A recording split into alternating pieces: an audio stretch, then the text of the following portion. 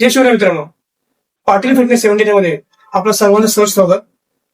आज आपण जिम मध्ये होणाऱ्या एका बेसिक इंजुरी बद्दल बोलणार आहोत.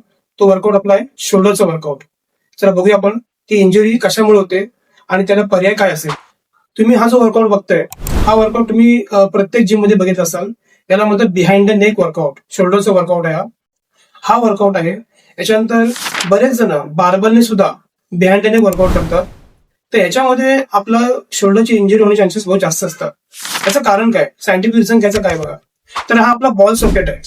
आपला बॉल सॉकेट आणि आपल्या शोल्डरची अलाइनमेंट ही पुढच्या बाजूला असते, ना की मागच्या बाजूला.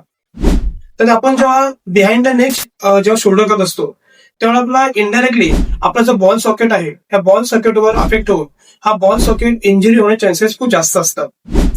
तर तुम्ही आता जिम मध्ये पाहिलं असाल की जिम मध्ये बऱ्याचशा ज्या मशीन्स असतात शोल्डर ओव्हर प्रेसच्या, याचा अलाइनमेंट पुढच्या बाजूला असतं.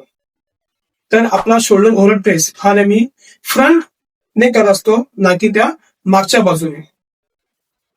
आणि तसंच हा शोल्डर ओव्हर प्रेस करत असताना याचा अँगल किती असावा, तर हा अँगल आपण आपल्या बेंचच्या माध्यमातून दाखवण्याचा प्रयत्न करतोय.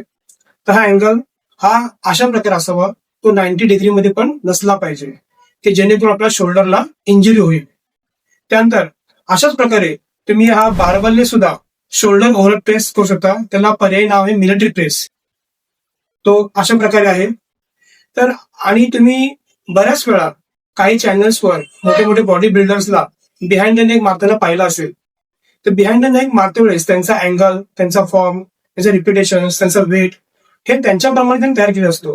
तर त्यांना कॉपी न करता आपण आपल्या परीने हे शोल्डर ओव्हर प्रेस केल्यानंतर तुम्हाला शोल्डरची इंजुरी कुठे होणार नाही.